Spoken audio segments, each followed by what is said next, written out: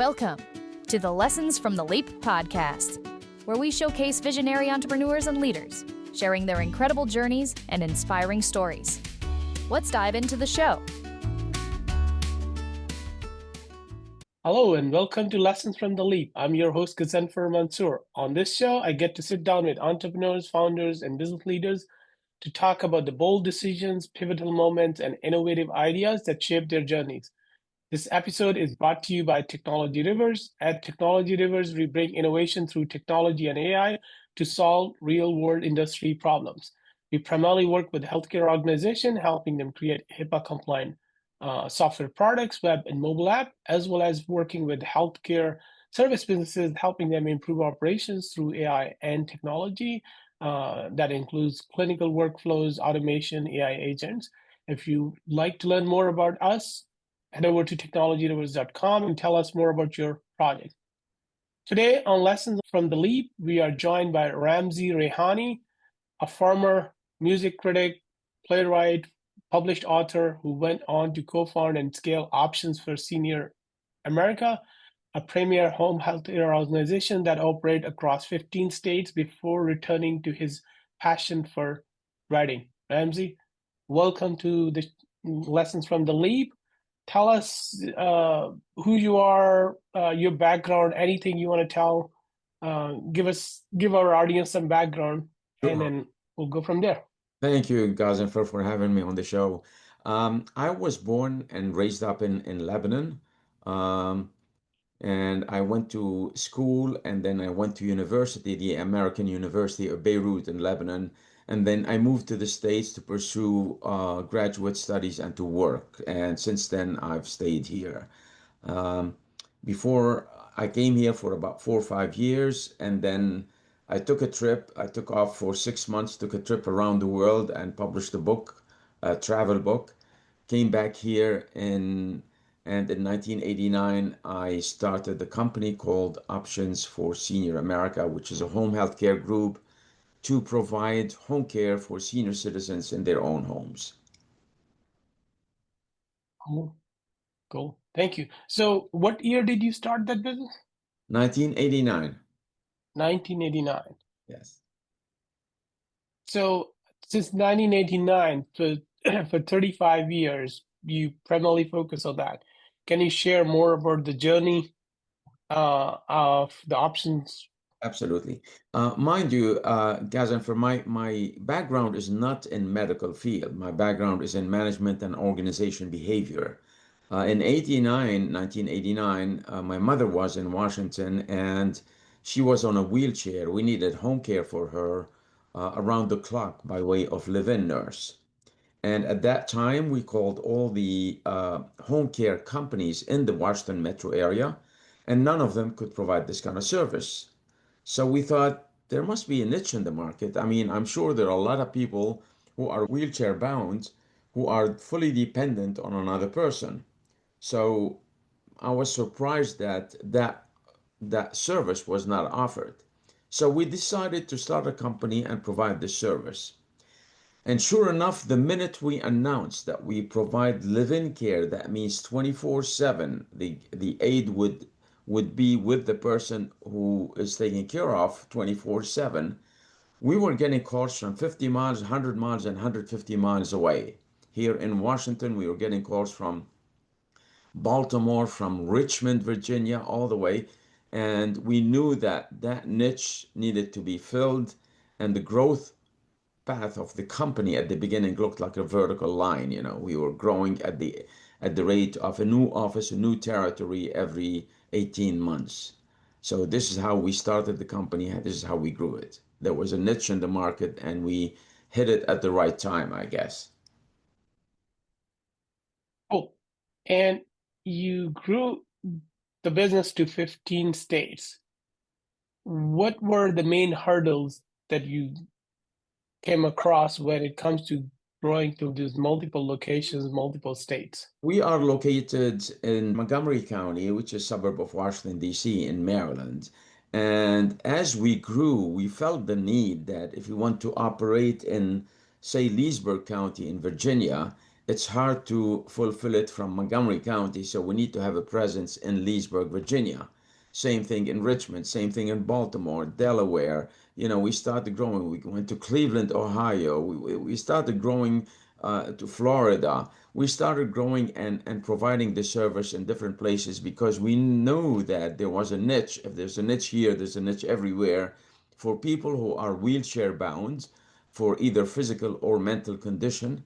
And we needed to provide that kind of care. So the growth was a very natural growth. It's just a matter of need. Until such a time in 2005, we decided to franchise it because we developed a program that is very duplicable, scalable around the country.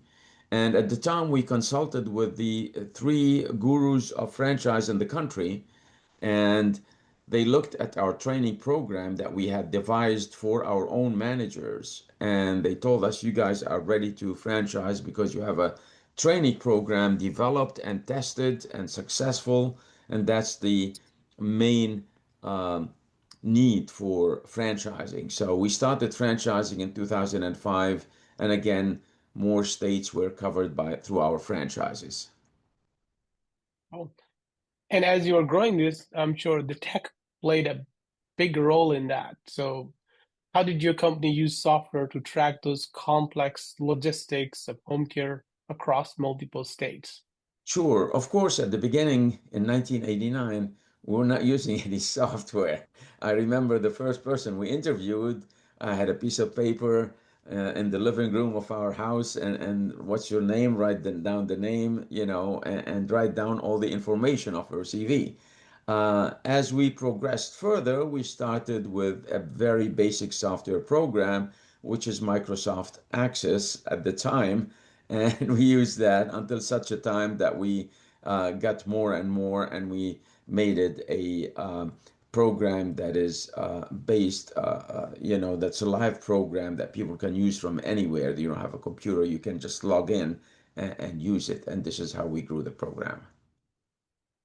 Oh, Microsoft Excel still works great. A lot of people still using it, Yeah, maybe a cloud version now, but it still is one of the most common used tool in every it served company, I us would for about say. 10 years, 15 years.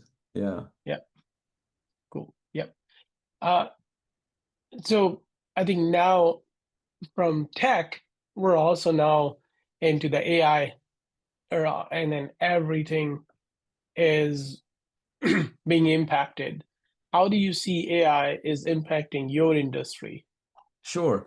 AI will definitely have a big impact on the industry, specifically when it gets to the back end of it, the work that is done at the office by people, either software programs or scheduling nurses, or you name it, anything that is done manually in the office.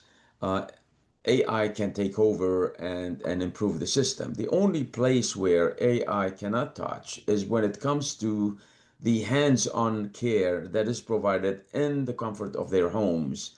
When the nurse is caring for an elderly person, and the care includes things like feeding and toileting and moving from wheelchair to bed, then AI cannot touch that. You still need a human to provide care for another human. So, and how do you make sure that human experience, obviously, as you're working with these patients, they need a lot more personalized care than like any other place, I would say, any other type of service. So, how do you make sure your team is providing the care that patients need and they're excited about? That is a very, very key question, and that's where the key operation is.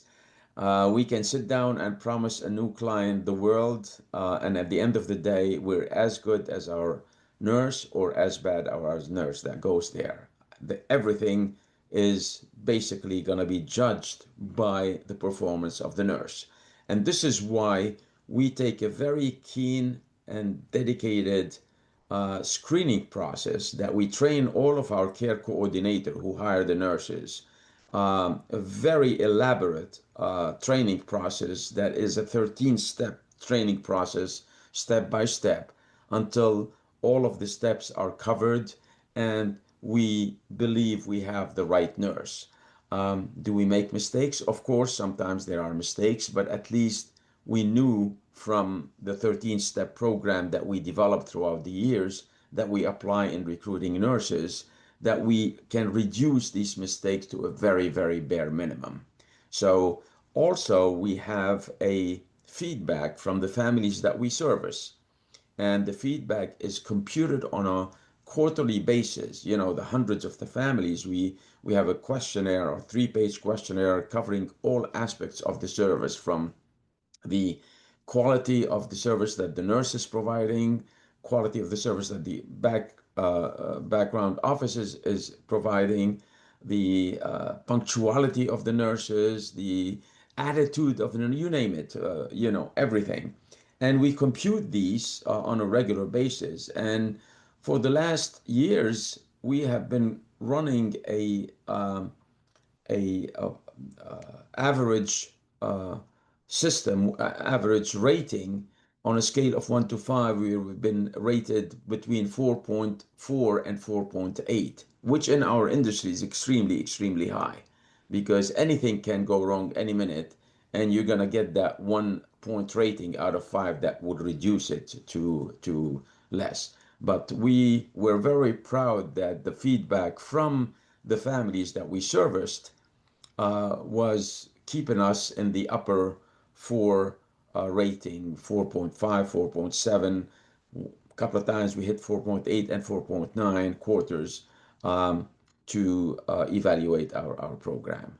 And this is why when we moved to franchising, we received many awards based on the quality of services that Options is providing. And many of the awards were based on family ratings, that are rated on the internet, on Google and other places.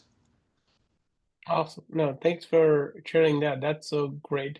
So Options is described as a premier group. So in this crowded space, and you talk about it, the quality, getting all those awards, but how did you use innovation to keep your brand at the top in all these years?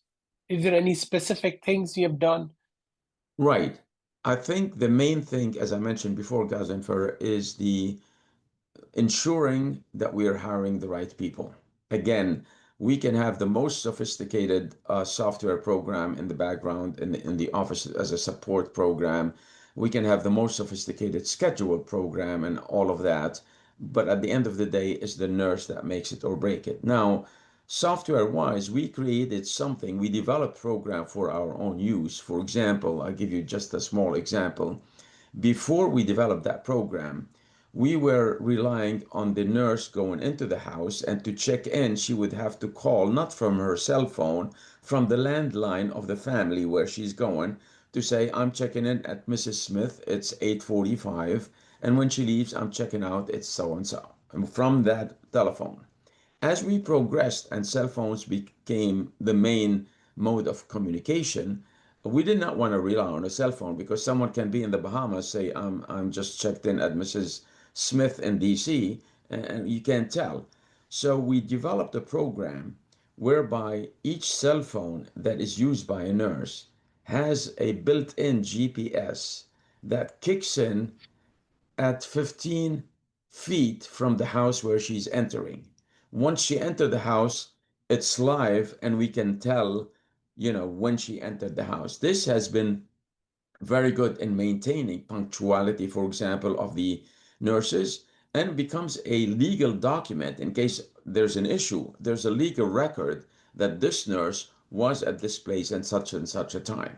So all of these, programs that we developed internally and specifically exclusively for Options were very attractive at the time of selling Options, and attracting franchises as well, that this program was, a state of the art compared to what was available in the market at that time. Well, no, thanks for sharing. Yeah. So many entrepreneurs, they struggle with imposter syndrome when switching industries.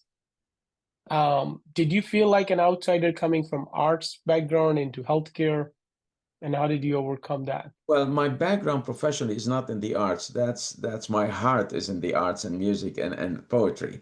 My professional background is in management and organization behavior. And you needed that in a home care atmosphere. Yes, we're not medical people, but we're not providing the care ourselves. It's the nurses who are providing the care. So the key thing is how to recruit and manage the nurses. That's how we train our new office, new branches, new managers, and this is how we train our new franchisees.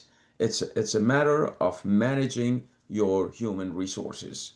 If someone excels at that, you're likely to succeed. If someone cannot do that, you're likely to fail. Thanks. Um, if if you were starting a healthcare company today in 2026, Mhm. what is the first piece of technology that you would invest in?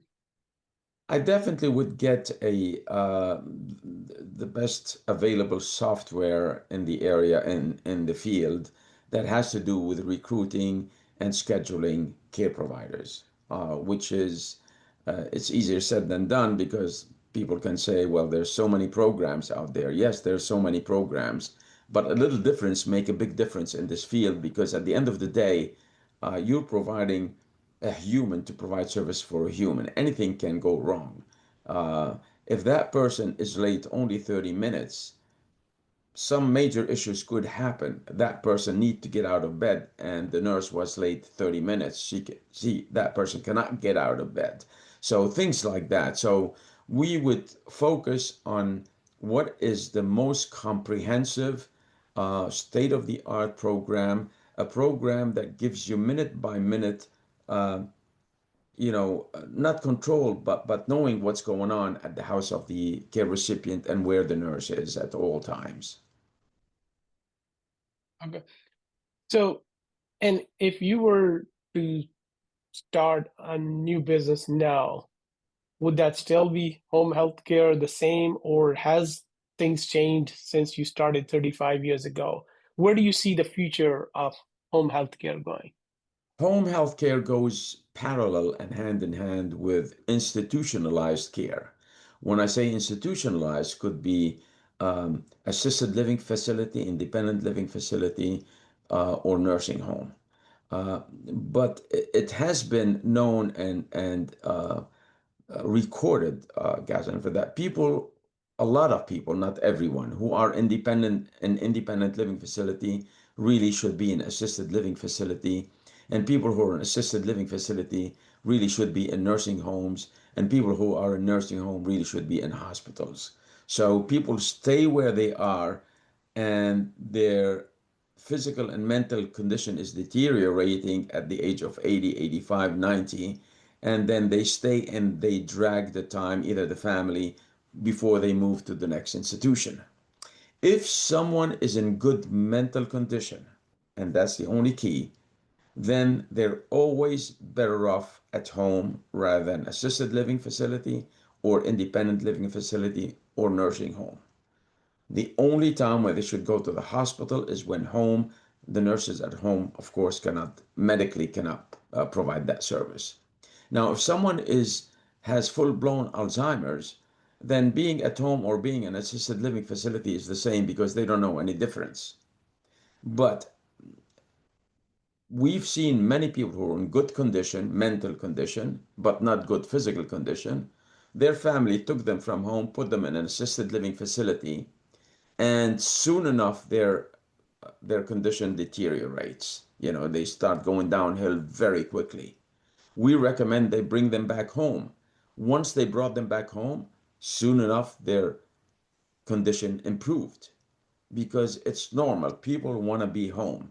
I've been to some of the most luxurious assisted living facilities. Really nice. I think I want to live there.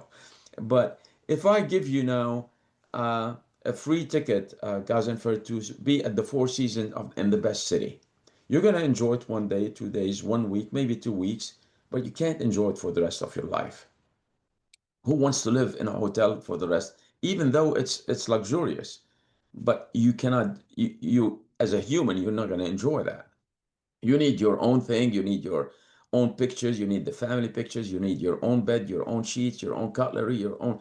You need to be home. Nothing is like home. Again, the prerequisite for that is that someone is in good mental condition. And we've seen that, and this is where our program come very, very handy because of the live-in program. So even if someone wants 10 hours of care a day, we can provide that care and keep that person at home in their own home rather than move them to a facility. And this is where you make a differentiation between institutionalized living and living at home. The only place that we believe institutionalized living is justifiable if someone has full-blown Alzheimer. They don't know the difference between this and that. This is a really good point. Really good point. Yeah, home is home. So there's nothing better than that. And that also, I mean, even the social part, like the family having around kids, grandkids, I mean, Sure. that makes a huge that that's more than half the battle. So Absolutely. Absolutely. okay. Lastly, what is one hard truth about scaling a service business that you wish someone had told you in 1989 when you were starting? The one challenge, I don't want to say hardship, challenge, when we were growing our business organically before we start franchising, is the one major challenge is hiring the right person. I'm talking at the office, not at the nurses. Hiring that manager in that office that is away from the corporate office, whether 10 miles or 600 miles, whether in Cleveland, Ohio, or whether in Baltimore, Maryland, they still operating on their own. We train them and we give them support from the corporate office. But when you hire a manager, you stand 50% chance that that person is going to work out or not. And you only can tell after 2, 3, sometimes 4 months. You can't tell from the first day. So if they're not the right person, you've wasted 3, 4 months, and then you start again with another person where again you stand a chance of 50%. So this is the main challenge. If you have, and we've seen it so crystal clear that an office that is successful, we're not to get the credit. It's the manager who gets the. Yes, we train the manager and we give them all the support, but it's a day-to-day operation. And an office that's not successful is the manager who did not follow the system that was offered to him or her. So that's the Okay. thing. Okay. So I'm going to switch gear to your book. So your new book that just came, it's Scenes from a Dream. What is your inspiration? Can you talk more about this one? Yes, this has nothing to do with options for senior America. These are poems that I've been writing and publishing in different magazines and poetry magazine and literary magazines in the country, as well as in different countries, UK, Ireland, Belgium, Romania, India, China, South Africa, Canada. Um, but mostly in the United States. And, I start sending these poems and they were published. And I was told, why don't you put them all in a book and publish them in a book? And this is why I'm doing now. And the book is slated to be published and available on Amazon as of next March. As you know, the publisher just finished composing the book cover, and it's a collection of poetry books and has 4 sections: one on love, one on reflection, one on war and peace, and one scenes from life. Interesting. Thanks for sharing. And then you also wrote The Other Color after a 6-month journey Yeah. around the world. Can you talk more about that and how did that global perspective influence Yes. how you build business in America? That was a while ago. I was in my late 20s then. I was working here in Washington, D.C. nonstop, taking one day off per year, which is Christmas Day. And then I thought, this is getting too much. I need to take off. So I took off for 6 months and went around the world. And at that time, I was writing for one of the major newspapers in the Middle East called Nahar newspaper. I was their music critic at that time. So the editor told me, since you're going, why don't you write us from where you are? Just write us your impressions on your trip. And I thought, okay, I'll write them. I don't think they're gonna publish them. And sure enough, the first article that I wrote, they got published. The second got published. They published them all. And when I returned, they told me, we're gonna publish them in a book. We need your approval. I said, sure, no problem. And it was published in a book called The Other Color.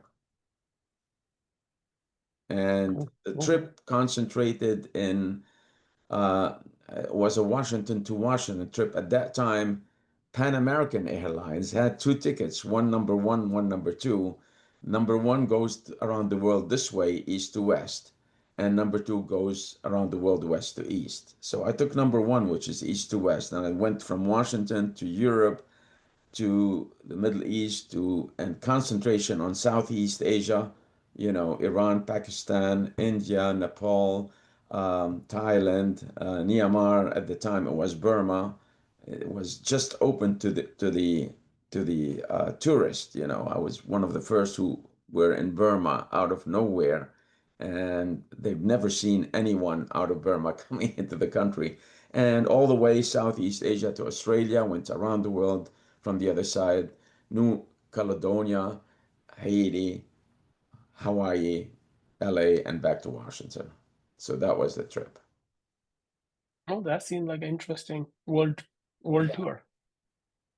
Cool. So what's next for options and what's next for you? I mean, you are retired. Can you just still talk a little bit more? We sold options for Senior America in 2024, April 2024. We had many offers during the last 5, 6 years, but a lot of them were from companies, private investor who wanted to buy a company, build it up for 2 years and resell it. We did not want that. We wanted people who bought it were owners, operators. And we lucked out with two gentlemen who moved, one from Pennsylvania, one from Colorado, moved to Montgomery County when they bought the company, and they operated their owner operators. And we're still in touch with them on a regular basis. If they need anything, they got our support, and they're doing great. Awesome. Thanks a lot, Ramzi. This is really good insights. So thanks for your time. A lot of nuggets for our audience. One last thing before we hang up. I mean, how would the audience, if anybody wants to get in touch, any advice, do you have any ways people can connect, or do you want to send them to Options website, or how? For people who are interested in home care, yes, I would encourage them to go to Options website, which is optionscorp.com. On a personal level, they can reach out to me. I'm perfectly all right with that. If they want to talk about poetry, music, that's Yeah. my thing. Yeah. We can include your LinkedIn link with our podcast. Yes. So LinkedIn would be the best place. cool. Yeah. Thanks a lot. Thanks for being on a show. It was Sure. great to have you. Great talking to you, guys. Take care. Thank you for tuning in to the Lessons from the Leap podcast. Don't forget to hit subscribe so you never miss an episode. We'll catch you next time.